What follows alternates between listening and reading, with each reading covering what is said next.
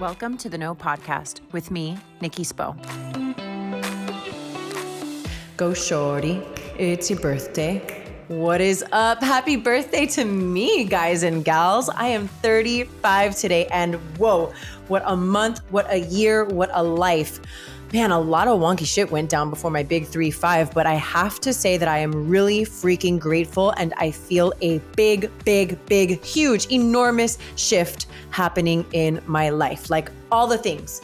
I keep getting the message from my higher power, turn it all upside down. And no, I'm not freaking out, by the way. Well, I was for a minute, I'm not gonna lie, but I've got my lavender colored glasses on and the views are iridescent, my friends, with a sparkle and 24 karat gold flakes in that vision, okay? Sometimes we have to go through the muck to get to the oasis. And while things are sort of mucky for me, or have been, the oasis is in view, my friends, and it ain't no mirage, okay? Today, I want to share with you my Big Nik Energy. You like what I did there? My Big Nik Energy? I like to think of it as the BDE and the BQE, you know, the Big Queen Energy, combined to create my Big Nik Energy. And a part of my Big Nik Energy are the things that I've learned so far. So I've got 35 nuggets to share with you today. Take what you want and leave what you don't. Thanks for being here to celebrate my birthday with me today. So coming in hot, 1, age continues to bring me wisdom. I have enjoyed my 30s way more than I enjoyed my 20s. And they've been hella different so far. And for a multitude of reasons, my 30s have been far more inspiring and joyful. I choose to believe that my life gets better and better.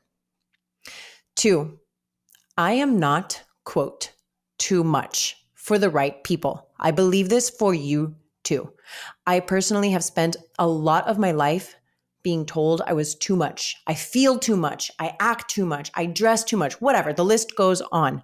What I have come to learn is that the right people will never think you or I are too much or not enough for that matter.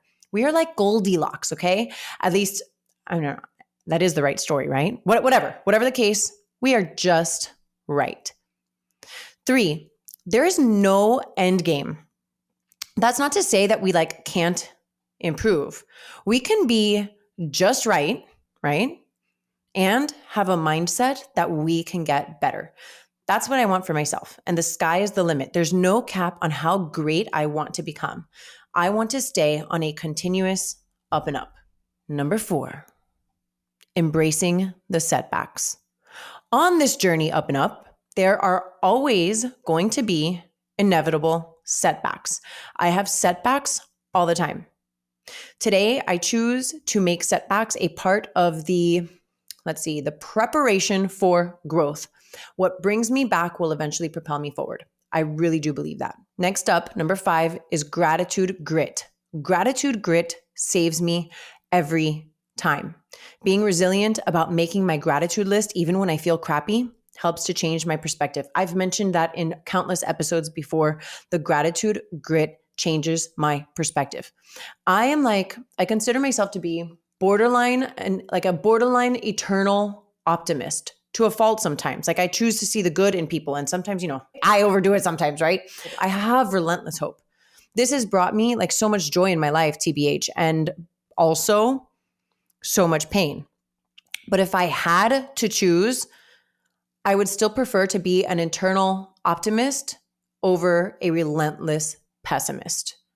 That brings me to point 6. Neutrality is really powerful. Neutral can be a really powerful space to embrace also. I used to feel like I always had to pick a side. Sometimes it feels really good for me to have no opinion, a neutral perspective, or completely remove myself. 7, conflict is a part of life. In my pursuit of finding balance, acceptance, and being more tolerant, I am understanding that conflict is a natural part of human relationships. And instead of trying to rid my relationships of conflict altogether, I have found that it's healthiest for me if I learn to resolve conflict in healthy and caring ways. I am definitely a work in progress on this one. Which brings me to 8 is that not all conflicts can be resolved, and that's okay. 9, curiosity is a powerful tool. Yeah. I think it's easy for me to have a knee-jerk response to things. My instincts don't always, my instincts don't always activate curiosity as a first resort. Like I usually want to just like respond, react, right? But I actually enjoy how curiosity feels. So I'm working at making that my first response, to respond to life's experiences with curiosity. Curiosity for me creates space and time to understand and reflect before forming an opinion, perspective, or engaging in an action. I really like how that feels. And it's not always easy, but I really like it and I want more of it in my life. So 10, I've learned in my 35 years that rest is my friend. Physical rest, emotional rest, mental rest. Sometimes I find myself doing like so many things at once and it gets super overwhelming. I think we've all been there. I think we've all been overwhelmed at one point or another. But I really thought about this analogy from last week during my ski trip in Jackson Hole, Wyoming. I found myself like flying down this blue run and I kept like picking up speed and it was becoming really difficult for me to control my body, balance, and pace. I actually became like really scared. I finally slowed to a stop and took a beat to rest. And I realized, like from reflecting on my trip and like creating this list for my birthday, that life is really like that for me sometimes. I get going on the work-life train and I get to really high speeds and efficiency, but it's hard to stop without crashing sometimes. So I've enjoyed making rest my friend. Now I know that I require lots of rest so I don't burn out. I used to like engage in rest and I used to judge myself on it. Like I used to like place judgment on it. I used to think I was lazy. I used to place that like intense judgment on myself. And I used to allow others to place judgment on me also for my need for recovery. We're done with that today. And it's not always easy, but it's always worth it. So this brings me to my next point. Choosing to rest, reset, and recover. These are actions. It is an intentional non-action. And most of the time, the weight is actually working to our benefit. One of like the most powerful things that I think I've learned brings me to number 12 is that people can change. Like you hear this saying all the time, like people don't change. And I think that's for the birds. I really do. Like I used to not believe in it one tiny bit. I used to be one of those people who's like, people can't change. But by the grace of my own higher power, I know and I believe that people can change. I've seen it in myself and in countless other times. That said, I think I would be remiss not to mention that people cannot change, right? So like I'm going backwards here, it sounds like, but like I do believe people can change. I believe people can change. I also understand that there are some people who cannot, right? Why? Because we cannot control who, what, when, where, why, or how other people change. Change occurs when another person wants to change for his or herself. There's no changing other people, no matter how much we want it for them or hope that they will want it for ourselves. I know this to be true for myself, but if someone genuinely wants to change, I wholeheartedly believe that he or she can do so. 14, this is, I see memes about this all the time about like efficiency and like work. And if you want something done, give it to a busy person. And also like the fact that people really do lay it on thick for the efficient individual. I personally, number 14, I love being efficient. There are two sides to that, right? I love to become so highly skilled in a service or behavior that it becomes easy for me to do it well and swiftly. This gives me the gift of time, right? To do with it what I please. However, efficiency can also attract more work. And in some cases, that's ideal, right? Perhaps we want to take on whatever it is, like more clients, make more money to record. In my case, it might be more podcasts, whatever, or do more studying or whatever it is for you.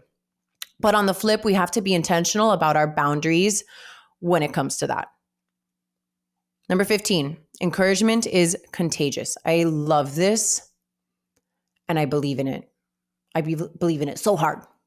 We, especially as women are waking up to one another. I love it. I love it. I love like this time that we're in. You know, I mean, there's a lot of fucked up shit happening in the world. I do understand that. And two things can be true at the same time is that yes, there are certain things that really, really, really suck. At the same time, I do believe that the Great Awakening is happening with us and specifically with women and specifically with what I like to call and Susan Burrow likes to call light leaders. We as women are waking up to each other. We are turning towards each other and applauding our peers when we succeed. By doing so, we lift each other up. I'm so proud of how far I've come with this personally as a retired hater. Yeah, I said it. I'm a retired hater. Not fun and not a good look. But I'm here to be honest and I'm here to really look at myself. So that's what it is. That's the reality. I was a severe hater. I used to experience so much envy. All right. I wish it wasn't true, but whatever. Here we are. I've been able to like reap so many benefits by being genuinely happy for other people, but specifically women when I see them stepping into their light and power. Number 16, women who step into their highest knowing and inner wisdom and infinite power. Let's face it. Those women can be scary, especially to insecure men and other insecure women. But it is our responsibility to not shrink back when we make others uncomfortable, but instead, not from a place of arrogance, but instead to come back to that encouragement of other people to rise to meet us where we are. If I'm like up here on this like spiritual level, right? I want you to come with me. Like I want to share in the beauty that exists up here if you want to come for the ride. Yeah. This is not out of superiority or arrogance, but it's out of a pure desire to see ourselves and other people elevated. When we use this approach, I believe that we inspire others and give other people permission to live in their truth, however they identify. It's also not our job to identify what that looks like for them. Number 17, in April, God willing, I will have 2 years of continuous sobriety. And something that I've learned on that journey is that resentment is poisonous. I have, and will most likely continue to develop resentments towards others. I am human. I have feelings and desires, but working through those resentments is my responsibility. We cannot fix another person's resentment towards us. We can hear them out. We can take accountability for our parts and we can ask, not grovel for forgiveness, sure. But ultimately, our resentments are our own to process. It's very similar, in my opinion, to forgiveness.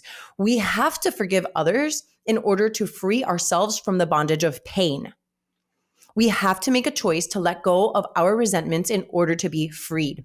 And this is not to be confused with tolerance of mistreatment. I can let go of my resentments towards others and still choose not to fuck with them. All right? Which brings me to number 18, boundaries. This is another one of our own responsibilities. We cannot blame other people for trespassing over a fence that we have not built. People don't know where your lines in the sand are. They might not have an idea, and we should not assume that everybody knows what we're thinking, right?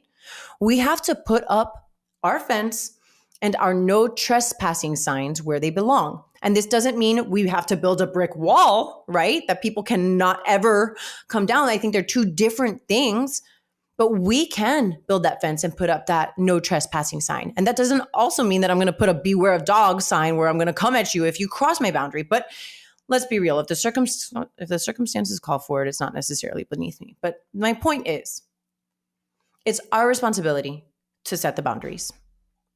Okay. Number 19, I've learned that I can choose my family. This was a really sensitive one for me to really process, just because of like family of origin stuff. But I believe that we can choose who we consider to be our family. Our families of origin are not always the healthiest for us. And that's, it's unfortunate, but it's also okay. We have to consider our expectations versus realities and determine where we are on our own growth charts.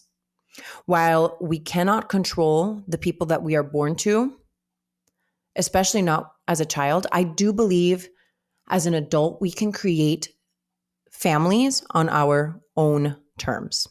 Next up, we have number 20, something that I've learned about, and it's a kind of an obvious one, but it's really stuck out to me recently and in this past year specifically, is that comparison really is the thief of joy.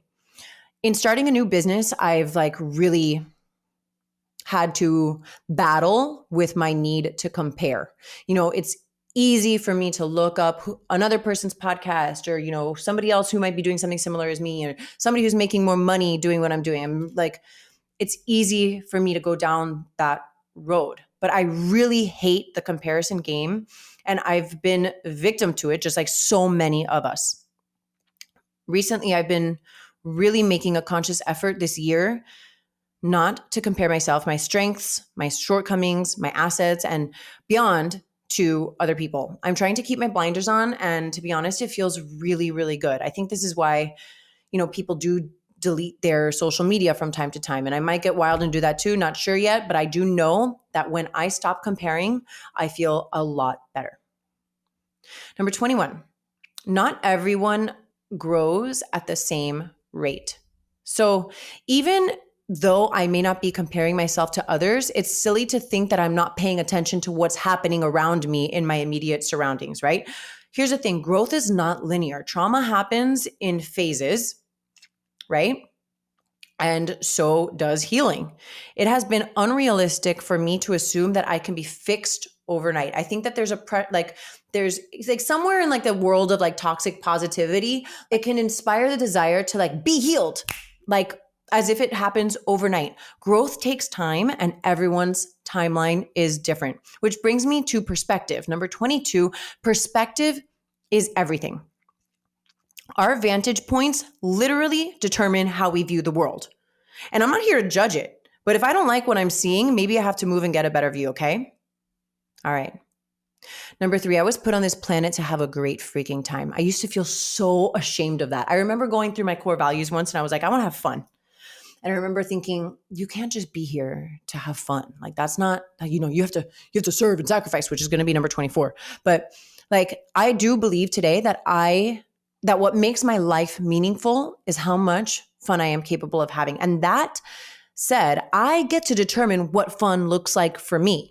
Today, fun for me is being with my family of creation, writing, interviewing, volunteering, being on the water, and resting. Life isn't full of fun times only, good vibes only. No. But I do enjoy getting to decide what's important to me in my life, and having fun is at the top of my list. Which, I mentioned sacrifice. Number 24, I used to think that I had to sacrifice and earn fun, love, and all the quote good things in life. I really don't believe that anymore. I believe that we are deserving of the good things in life because we are simply here, because we exist. That said, number 25, I also believe that what you put out into the world, you get back. What I put out into the world, I get back. I know that I cannot treat the world around me like shit and expect to reap all the benefits. The universe knows, the body keeps a score, and what goes around comes around, good or bad or neutral. I believe that. Number 26, I loved writing this one out. I loved reflecting about this. I really like being a mom. I never thought I wanted to be a mom. And, I say that with a lot of sensitivity to those who are trying to conceive or who have had difficulties becoming parents. I was so scared to become a parent because of my own relationship with my parents and, my mom specifically. And it's just really incredible to me how having children has changed my perspective on this. It has been the best thing to happen in my world. And I believe that the arrival of my 2 sons prompted a very important shift in my life, which was, as many of you know, my sobriety. Now, in dealing with my sobriety in general, reflecting on my whole life, which is a lot to process and as a whole, Number 27, I believe that I am allowed to make mistakes and I reserve the right to be wrong. I have spent so many years hating myself for the mistakes I have made in the past. It has eaten my soul and made me even question my existence at times. However, if I'm considering perspective again, right, and that vantage point, and maybe I need to change my view, I am allowed to shift my perspective towards humility and honestly accept that I am a flawed person who is entitled to make mistakes. I think we struggle as people with making mistakes. Like we're not allowed to fuck up sometimes. And I want to today show myself grace and show other people grace for making mistakes. I think that this has been really important for me in my life. And I think that it can be really valuable for you as well in not being so hard on ourselves. Our mistakes do not define us, but what happens afterwards is what says more about our character. I believe, number 28, that we are not defined by our worst traits or our best traits. Number 29, I can read all the books. I can listen to all the podcasts. I can do all of the meditations and therapy sessions, but unless I choose to activate my learnings, the learned methods will never, quote, work. Practice is an action. Work is an action. We have to do in order to become. Number 30, I have come to trust God even when I don't want to. That was really hard for me. I used to not believe in God. And I'm not saying that you have to believe in a specific God. I'm saying that for me, choosing to believe in a higher power, a power greater than myself, on my own terms and defining that on my own terms has brought me so much peace. And being able to trust that higher power, even when I don't want to, has brought me peace. And for that, I am forever grateful. Number 31, I believe that all of my life experiences are preparing me for the level up. I'm here for the level up, you guys. And I think that no matter if it's shit, muck, or whatever that I'm dealing with, I believe that it is grooming me for something better. Number 32, this is important. And I spoke about this with Michelle Dempsey. I cannot be shamed if I am not ashamed. All right, let's say that again. I cannot be shamed if I am not ashamed. And I believe that there's a difference between arrogance and disregard and shame and guilt.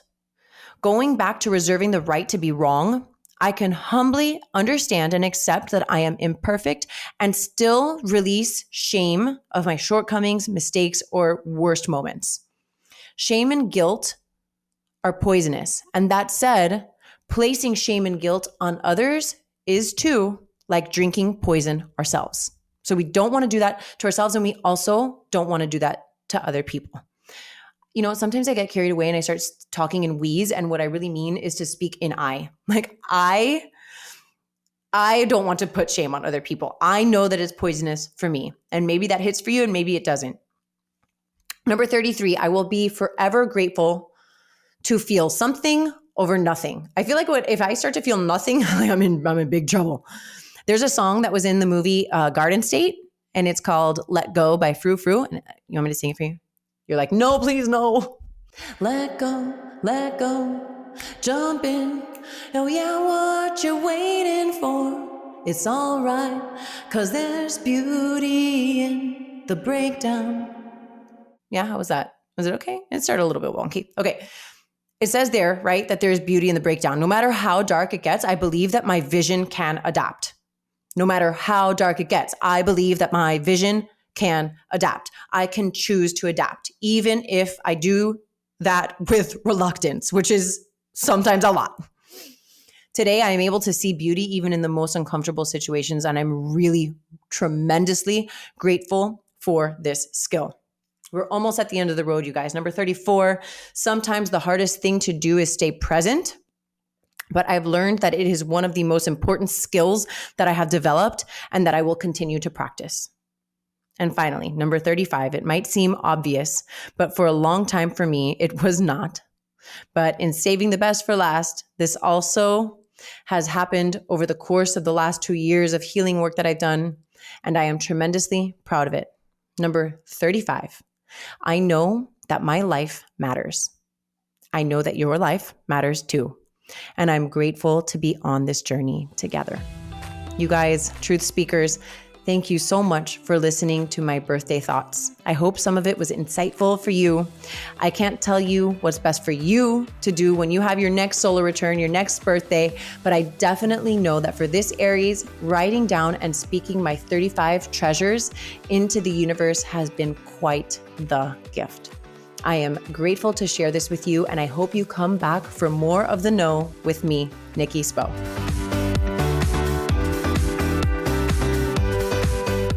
Thank you so much for listening to The Know.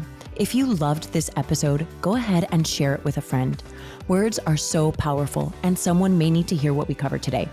And if you really loved this episode, please take a moment to rate the show and leave a review. Your comments are so important and valued, and they give other listeners insight on what to expect on The Know. You can connect with me personally via Instagram at Nikki Spo and The Know with Nikki Spo. My hope for you today is that you are fearless in looking inward so that you can be your highest, most authentic self and go after the life of your dreams.